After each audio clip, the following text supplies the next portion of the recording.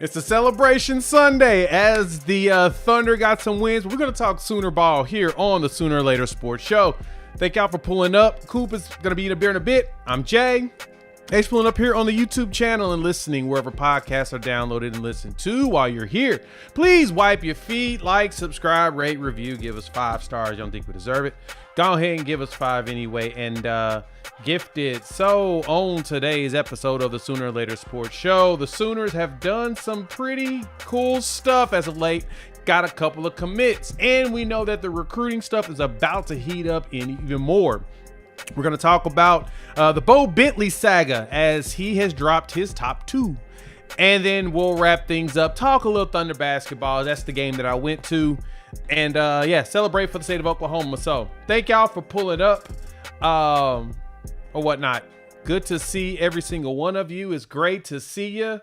Shout out to our beloved Thunders as they gave us a dub. I am very much excited. This was a much needed, much wanted, definitely a feel good moment of the day. But I appreciate y'all pulling up. Hit the like button, new to the channel, subscribe, rate, review, give us 5. I think Coop's gonna try to join us in a bit. He has a birthday party for the little one, so we're pretty excited, and we'll let him, I told him to take care of fam, join whenever you can. Hence why we're a little bit later, 30 minutes later than normal, typically 6 o'clock. So I gave him some time to, you know, like I said, he'll join at some point. So oddly enough, for some reason, we'll move you in.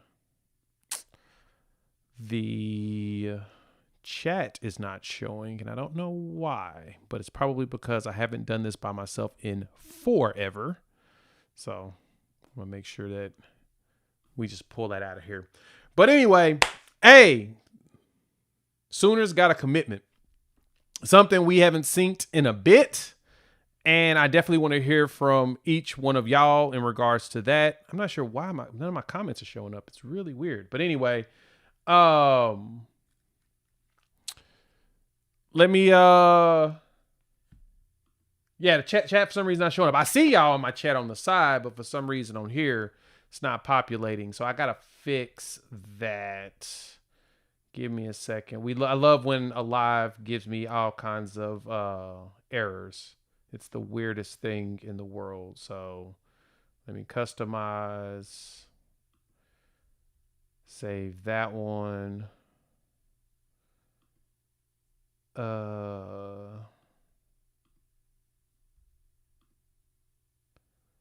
know what this one is. This is really weird. YouTube's been acting funky over the last few days anyway. So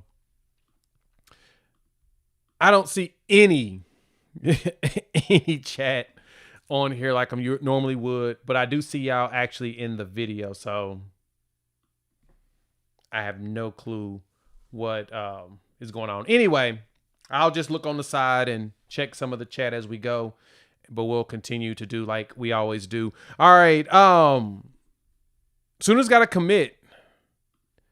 Nico Gendreau, Corey Smith, something that we all know that the Sooners really needed. We're starting to see a little bit of momentum on the defensive side of the ball when it comes to recruiting. So like, as y'all know here, let me see if I can get this to share right. I don't know if it will. It won't share right. Disrespectful. I'll fix that. So how are y'all? I see y'all in the chat talking to each other. People just won't see y'all on the screen, unfortunately. But Gendreau is the Arizona safety. And then Ja'Cory Smith is the linebacker out of Arkansas. Now, I thought the Ja'Cory pickup was pretty interesting, mainly because he and, if I'm correct, Marion Robinson were teammates at one point. So, yeah, that's pretty good. Doing some recruiting out of Parkview Magnet School, but I know that Ja'Cory just transferred to, and I'm going to pull this up now. There it goes. Ja'Cory is actually now at Bryant, Arkansas. Linebacker, 6 foot. I think he's actually more 6'1", roughly. He's about like 195, 200. And so we're now actually getting some recruits coming out on the defensive side of the ball. Oklahoma has been slow in that capacity, and I believe that it was more of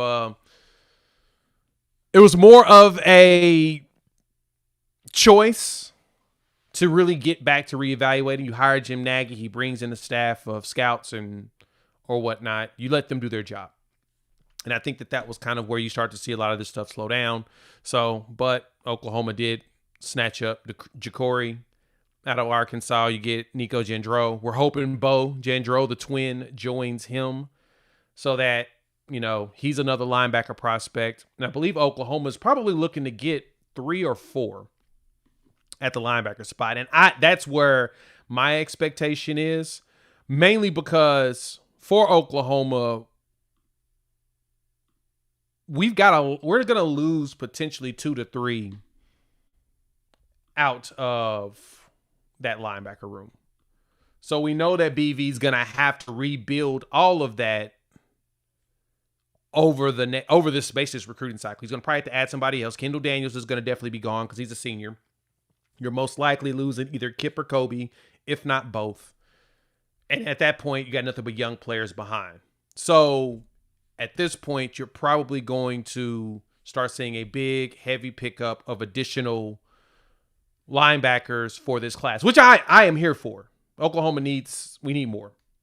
We need to fill up that pantry again. The cupboard isn't bare yet, but it's close.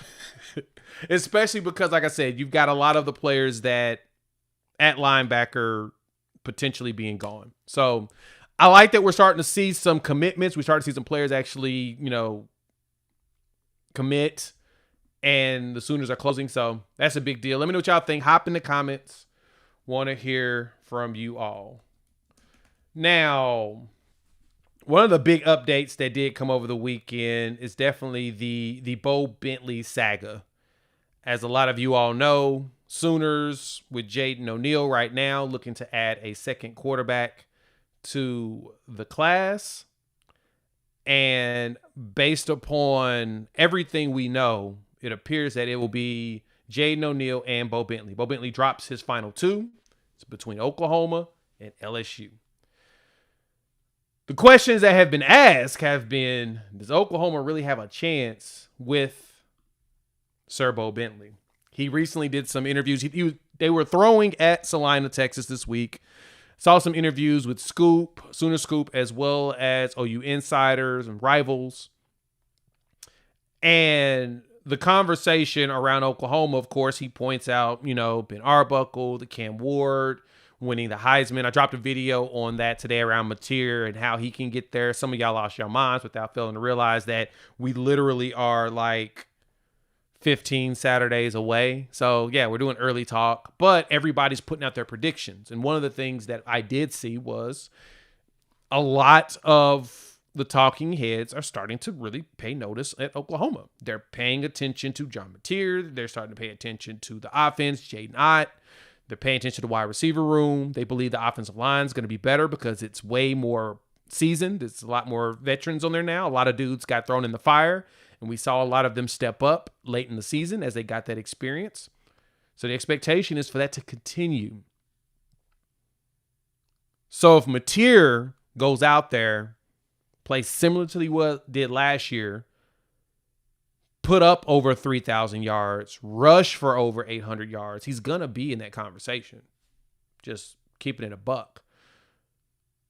It's not sunshine pumping. That's just me pointing out the facts that if he puts up numbers he did last year, he's going to be in the conversation because that means that Oklahoma's going to win a lot of games. And that's, to me, the most important thing. If he wants to be in the conversation, he's got to win a lot of games.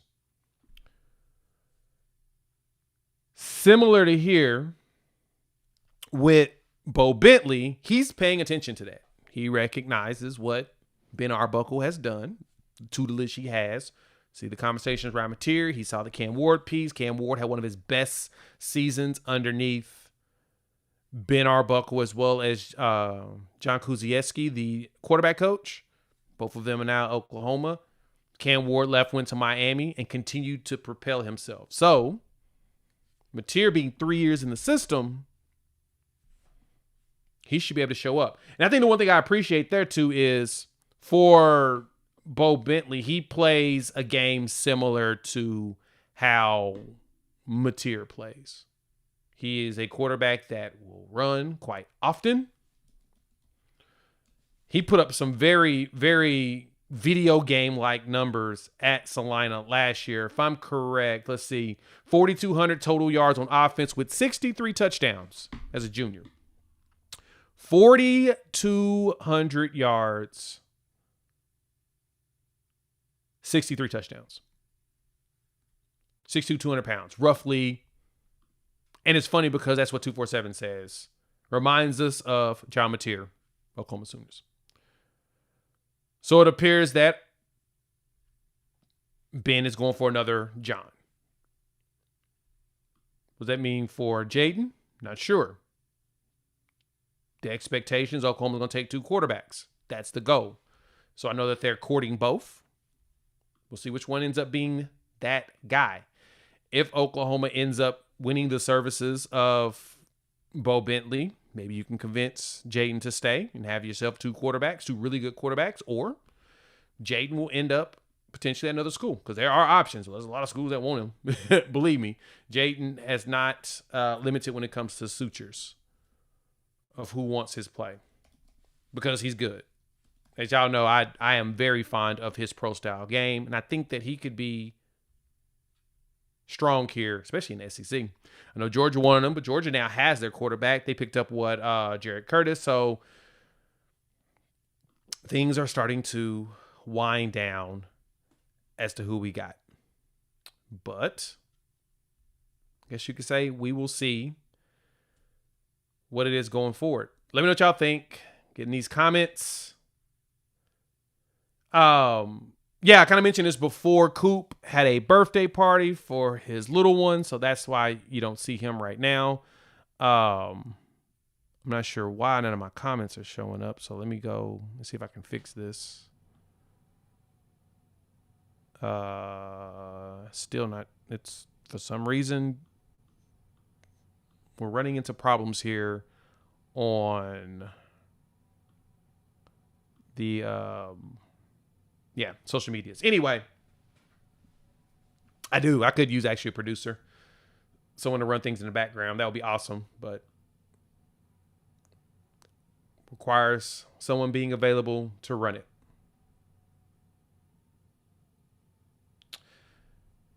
Not sure why this is populating like this. This is so weird. One of them days, guys. One of them days. Anyway,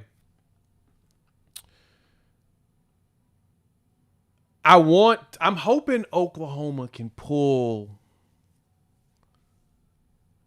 out the 2 quarterbacks. I know that they recently offered another one. His name is Jackson Fields, and he just posted on the socials that he will actually be in Norman in the next,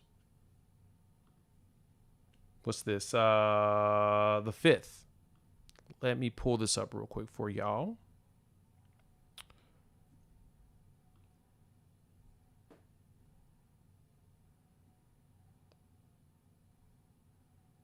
There it is. Jackson Fields. He'll be at the camp on June 5th. And he's probably the next quarterback that Oklahoma's going to look at.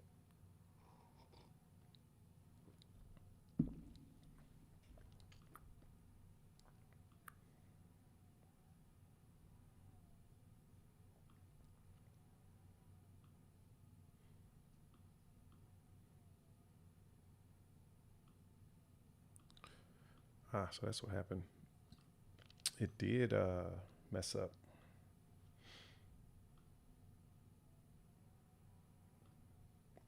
This is totally not fun. Sorry, y'all. All of this stuff is broken. I love the no quarterbacks named Jackson. That's actually pretty funny that someone said it. That's pretty good. And I get that. I get the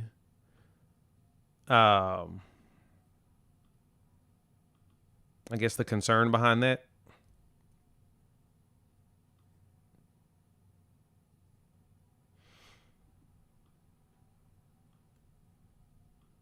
I don't believe that it's a bad thing to go after a guy named Jackson. I think Jackson Arnold will be fine next season now that he is in a situation where he's got a lot of support around him that's healthy and aren't super young. But I do like Fields is a 20. He's a 26. He's not heavily rated, but he's starting to get a lot of attention. Alabama just offered him, asked him to come to their camp. He is starting to pick up over the last few weeks. But he is a 26. As I mentioned, he's out of Louisiana, which I think is a kind of an interesting one, that he's a kid out of Louisiana. Let me see if I can get y'all some actual film on him.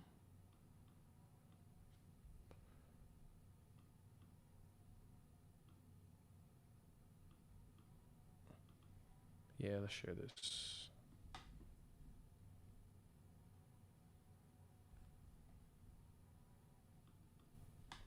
Now, when I watched him play, he's got a pretty nice arm. And I like his throwing motion. Look at that. Just dots. But he is out of Louisiana. That is,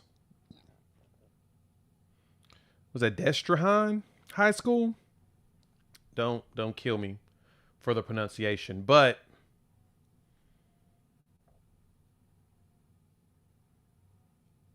I think he's solid. Alabama offered him a camp. He got a camp invite from LSU. I mean, he's a Louisiana kid, so somebody's got to pick him up, or someone's got to consider picking him up. I do think that he has a chance of being something. He really does have a very good chance. But I don't know. Oklahoma's definitely in the market, like I said, for another quarterback. And I expect him to come out to camp on the 5th, and that's probably when he gets an offer, whenever they see him throw. Again, he's like, I don't even think he's ranked in the, what is he, top? I don't even think he's ranked in the top 100 right now. He's definitely not someone that's really looked at yet. But at the same time, I think he's good. Actually, I don't even think he's on the rating sites yet. He is not.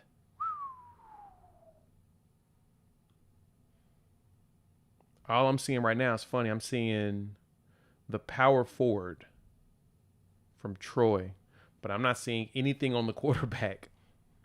It's kind of crazy that he really isn't being looked at right now. But again, okay, here's one. I think this is Rivals that has something on him. He's starting to pick up, though. A lot of people are starting to pay attention to him over the last, like I said, few weeks.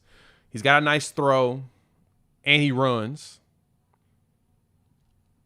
He's listed at the listings, but 2-year starter, 19-3. He had 4,100 yards passed and 52 touchdowns. He's the all-district offensive MVP and 2-time first district quarterback.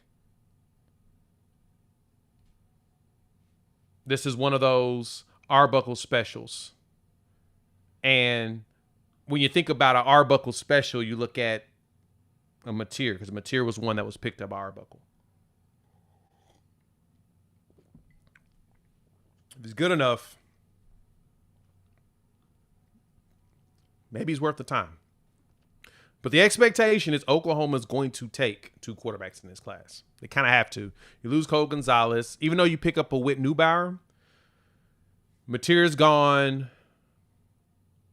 There's a potential. You can potentially have 4 to 5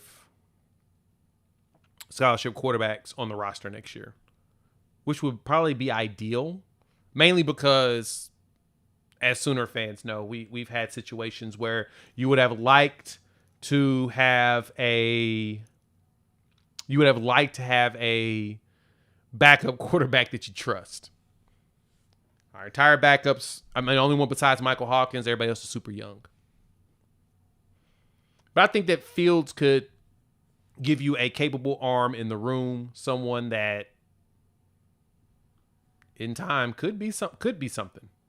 Now, I don't know until he gets there and throws and gives Oklahoma something to look at, but I don't think it's a bad idea to bring in additional arms like that. I think it's actually smart, personally. But that's the travel. What's going on, 9188? Safe travels from Arkansas, my man. We appreciate that. Y'all be safe on your travels. I know the weather is getting pretty wild, so y'all be safe here around Oklahoma. I know there was like some tornado stuff over the last, couple of days. Whew. Y'all be safe in the streets. All right.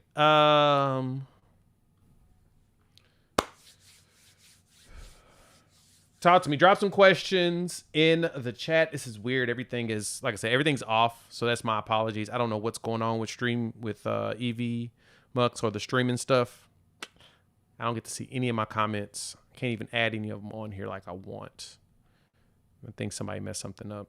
I may need to. Let me try something.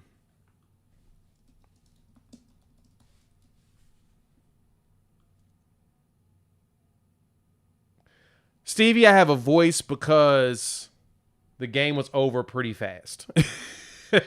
I was at the Thunder game. Okay, so my posts are coming up, but the rest of y'all aren't showing up for me. I was at the Thunder game, and it was awesome after the end of the first quarter, and the team made a run.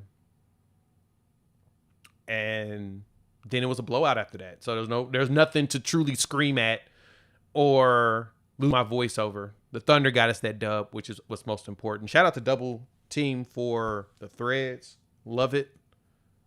Probably one of my favorite shirts. Super comfortable. Give them a free shout out here on the channel because it's some good stuff. So, yeah, Thunder got the dub.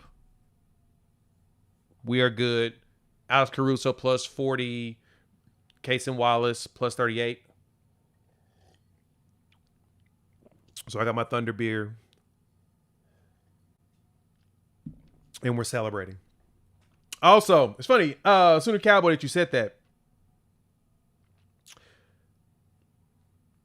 Felix Ojo tweeted with his boy Ryan Fauger about them potentially playing together.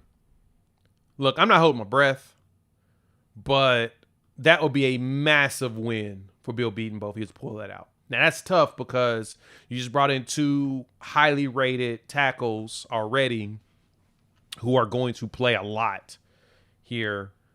But if you can pull him in too, it's a game changer for Bill Beatonbow. And I know some of y'all are super down on Bill. I'm not, of course. But, yeah. Bill has been killing it overall.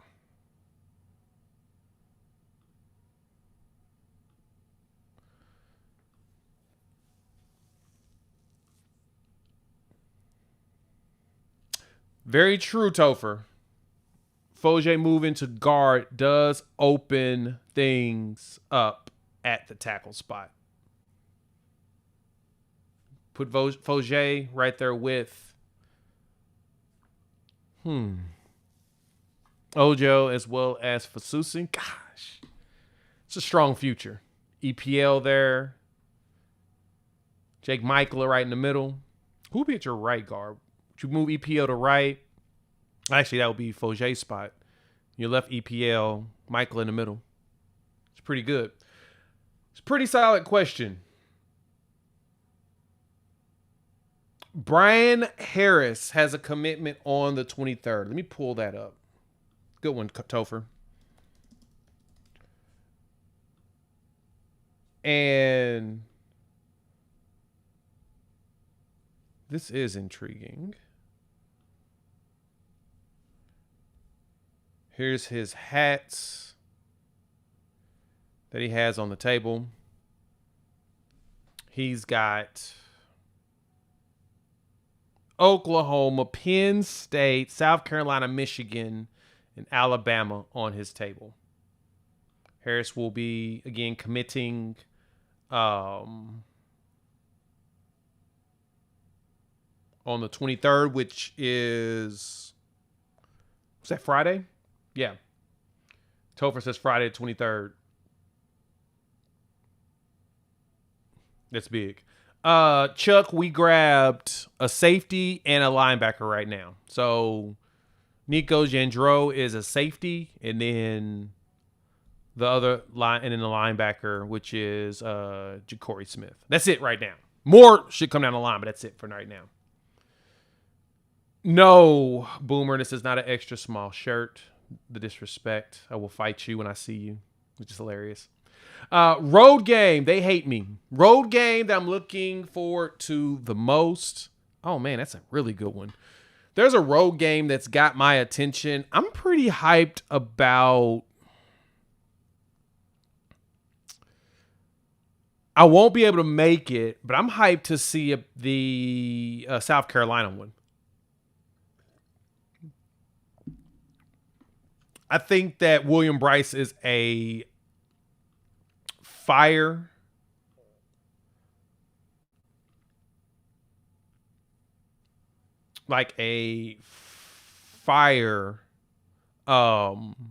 stadium setup environment. I've heard nothing but good things about William Bryce. So that's one I would love to check out, but I won't be able to make it this year. The one I'm going to, I think I'm looking forward to the most is probably going back to Knoxville. It's been a few years since I've been out to Knoxville. I went to Tuscaloosa last year. 2 years ago. I went 2 years ago to Tuscaloosa. I went to Alabama, Tennessee. That was fun. Joe Milton screwed it up and didn't win it. But that was fun. But I'm more excited of going back to Knoxville. I think that's going to be a fun road game.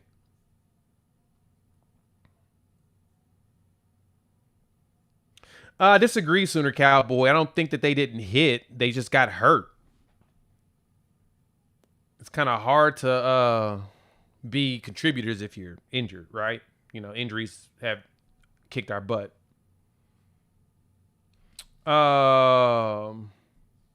What 5-star do you want, Xavier? Kind of curious to what 5-star you're talking about.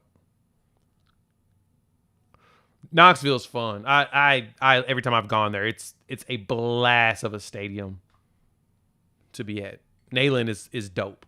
It really is. I like the way that they've done Bryant Denny though in Alabama. I do like how big it is. It's enclosed and they put screens at the 4 corners so that everybody can see one. They don't have one big jumbotron. They got 4 of them. And it's a little odd, but at the same time, it works because everybody's got a view either on the field or you've got a TV that you can look at, a screen. So I like that setup. That's actually a very intelligent, well thought out aesthetic stadium. But Neyland is just so cool. Everything about it is cool. The other thing that I even point out, Xavier, when it comes to the go after a 5-star, you've got a front office that's operating like an NFL franchise. You've got Jim Nagy going after players, and he's looking for the value on top of the ones that make sense to spend that kind of money on. He's not just picking anybody. He is legit like saying, I want players like this. And honestly, this is what they want. They want more kids similar to Brian Harris. Harris is a dude. He is really good. I've watched his film. I've thoroughly enjoyed it. Let me pull this up for y'all to be able to enjoy as well. But I have thoroughly enjoyed his film.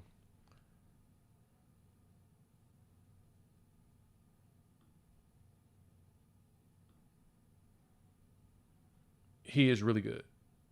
So if you grab Brian Harris,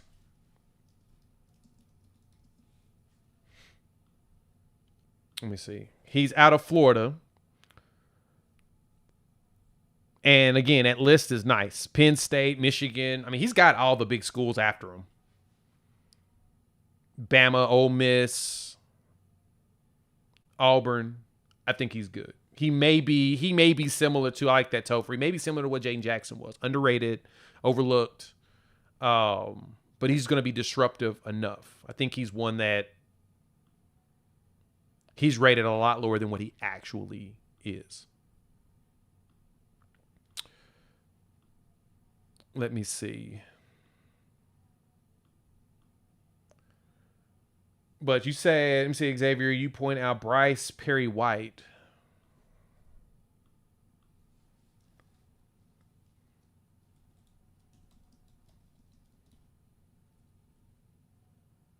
Bryce Perry Wright, not White, but Wright.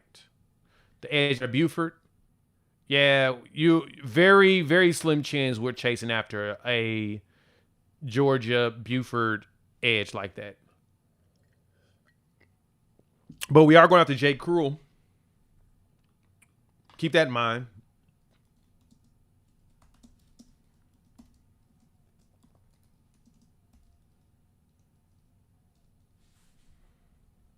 That's one to check out. And it sounds like we are in a very good spot on Mr. Jay Coop. But I do like Brian Harris. So we'll know something Friday on his commitment. I think we have a very good chance to push forward with that. Chuck, they didn't bait me into it. He has numbers that make you say he's definitely he's a candidate. If he didn't play a single game yet, this was his first time, then yeah, I wouldn't be baited. I wouldn't say, nah, I wouldn't consider it. But Chuck, you got to keep in mind, this is his third year in his offensive system. Third. Not his first, not his third. His second year in the system, he produced almost 4,000 yards of total offense. Right? And that's what we want, right? We want a guy that has put up actual numbers and produced something before we jump all over him. True? Is that fair to say?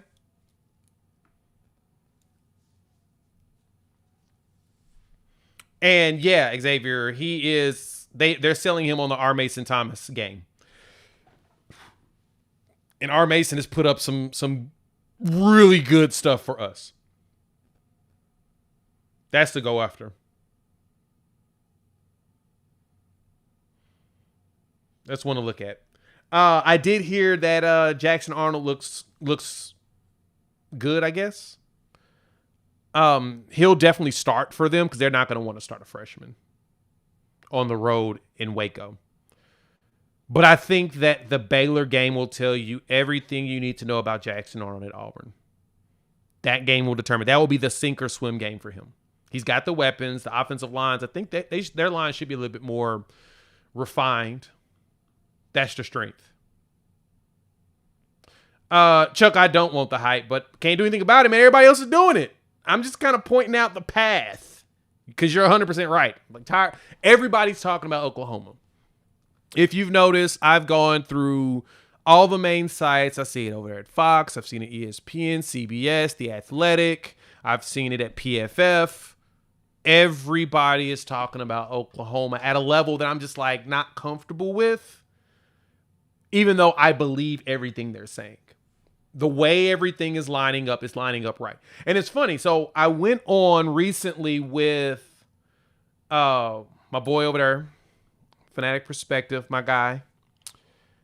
And me and Steven had a conversation specifically about Oklahoma in their schedule. I'm going to pull this up real quick. And when we talked about it, he asked me, he's like, okay, what do you think Oklahoma can do to finish the year? For the year. And I said, I'm going to be honest. And I'm going to be 100% realistic. And I'm not going to blow up smoke at you. The way Oklahoma's schedule is set, there is a very good chance that Oklahoma can win 9 to 10 games. The schedule is set to win that. And let me show you what I mean. First and foremost, the Michigan game is going to tell us everything we need to know. And I talked about this in the video before. Go check it out on the channel. I broke it down a little bit more, but I'll give you guys the cliff notes on it. Michigan is the most important game. If John cooks them up, John will start, the conversations will get nothing but, it's going to amplify. We'll amplify all conversations. Auburn, I don't know if it's in Norman, so I don't, that's too big of a deal, but the Texas game also. But look at it this way. In between each one of their games, Oklahoma has a tune-up game right before it. Illinois State at the crib, and then Michigan shows up. They travel to Temple. Remember, Temple just fired their coach. Like, I think Stan Drayton got fired late in the cycle, too. So, Illinois State fired their coach, so they have a new coach.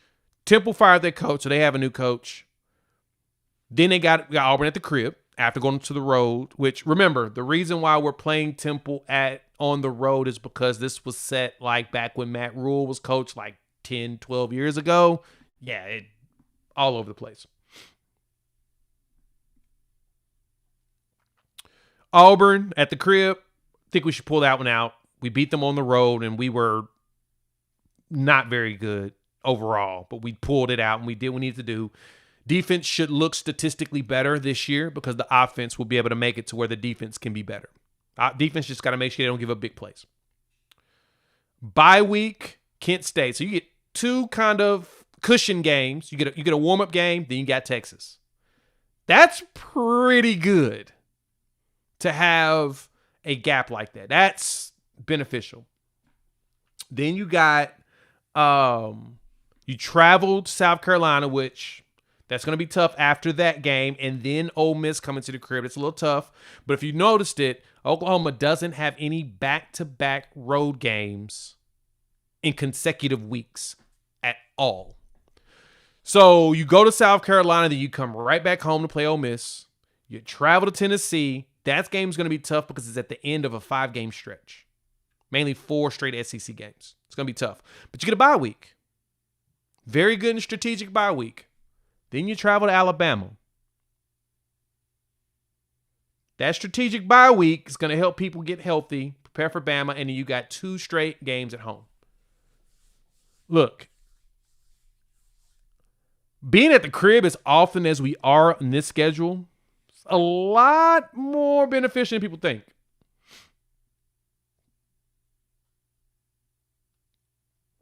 Yeah, I heard about the RJ Young video. I haven't watched it. I'm going to have to go back and look at it. Everybody is literally gassing up Oklahoma. Because, and this is the reason why, as we wrap things up, is last year was 100% all unfortunate, just bad luck.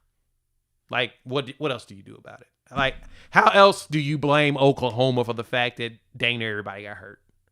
Like, it was a fluky, coincidental situation that rarely ever happens. Oklahoma had happened to them. So, barring injury, knock on wood,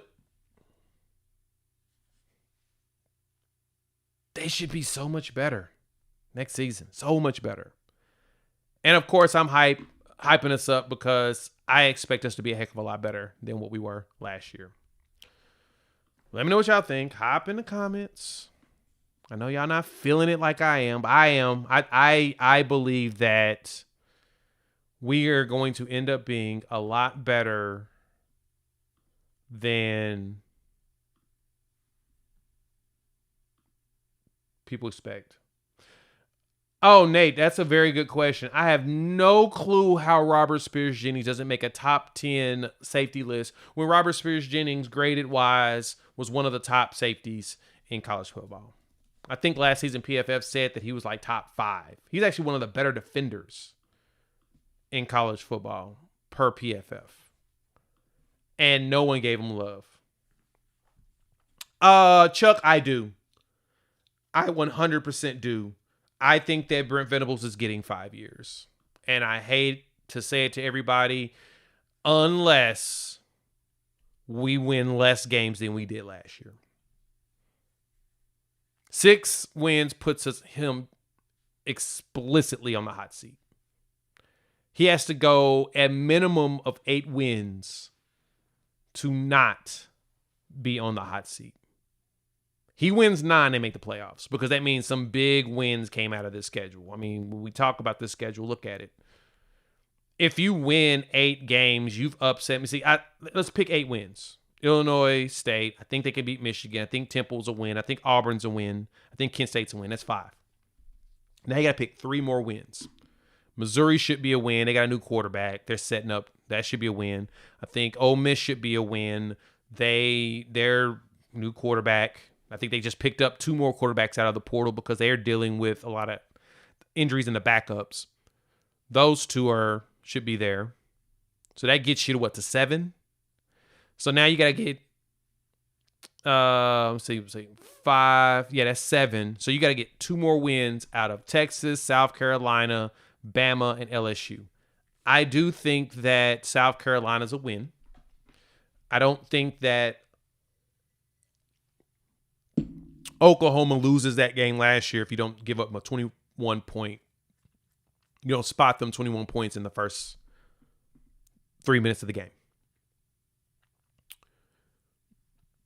I think South Carolina's a win this time around.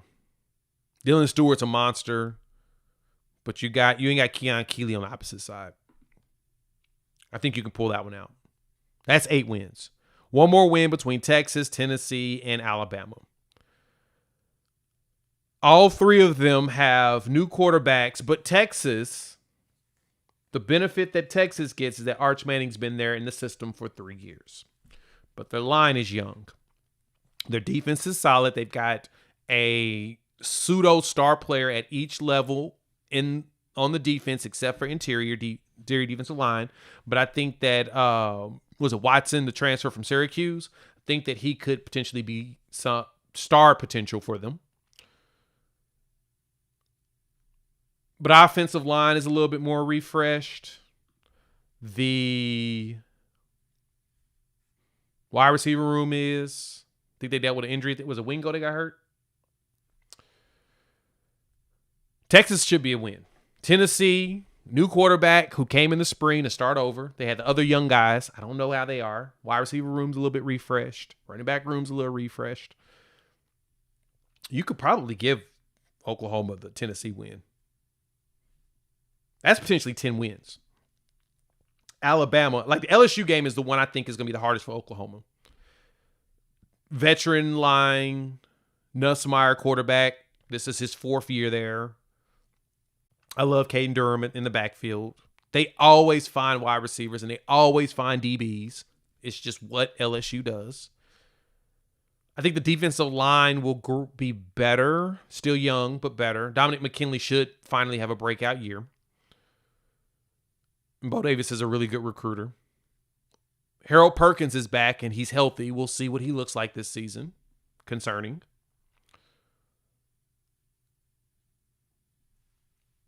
That one, last game of the season, if Oklahoma plays their chips right, they could come into that game with maybe 2 losses.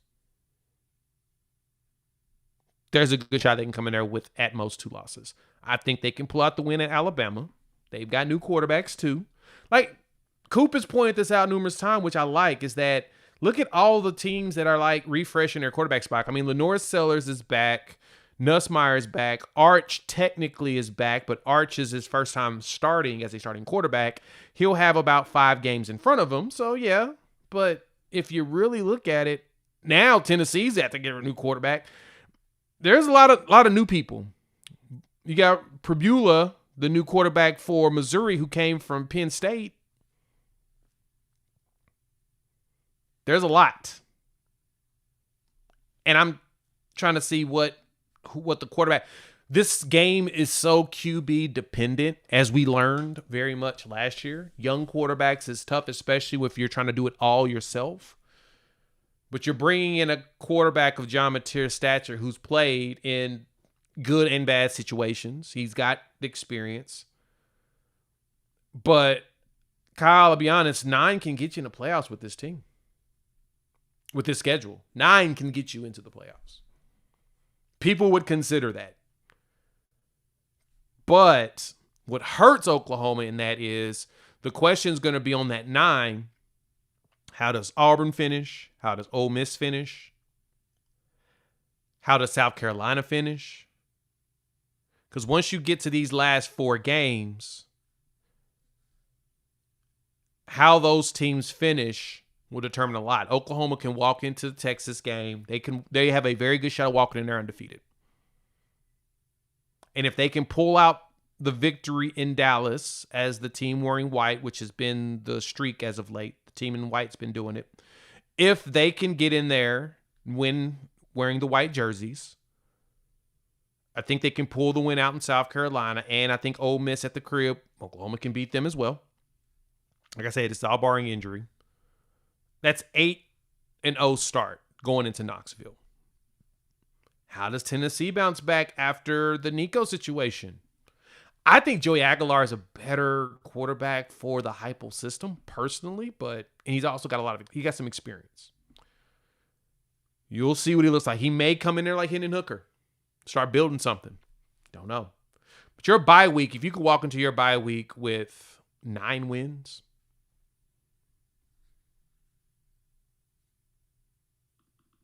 you're in a good spot. 9 wins.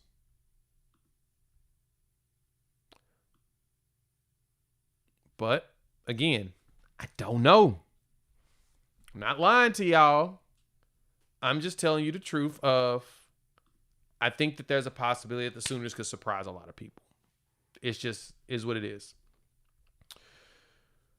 9 quality wins would be enough. The question is, where are those 9 quality wins going to come from? That is where you got questions. But Friday, you've got the Brian Harris commitment. I've heard Oklahoma has some really good irons in the fire on the recruiting trail. After Memorial Weekend, going into June, we're going to start big-time OV weekends. I've got the list in the Discord. I'm starting to build that up. It's going to be fun. Let me know what y'all think. Hop in those comments. I know Coop is wrapping up family time, and I'm going to go ahead and roll out. If you got any additional questions, feel free to drop them. We're going to do a Q&A as well later this week. Would love for you all to participate. Just drop your questions and stuff in the chat box. I'll probably do a post on the YouTube as well as do a post on X. Get y'all's questions together for off season and what we're looking at. Trying to get PG on here so we can talk recruiting. He's been talking to some recruits and he's been getting some good nuggets. So keep your eyes open for that. Hit the like, subscribe button, bell notification. We'll be back next Sunday as usual. We'll get back on track, and then we'll have something going all the way through June, July. Can't wait for SEC Media Days, and then we're about to be 2 months away, like officially 3 months away. In a week, we'll be about 3 months away from college football coming back. So. Angels Envy or Buffalo Trace? I'm going to go with the Buffalo Trace. I usually keep a bottle in here, but I don't have it in here now. But I'm going to ride with some Buffalo Trace. Love that lemon. Great question. I will catch all of you next couple of days. Videos are coming down. I'm going to talk about all the hype that Oklahoma's getting and why it's worth it and why it's not. So make sure that you got the bell notification so you don't miss any videos. All right. Chop it up with all y'all soon. Peace.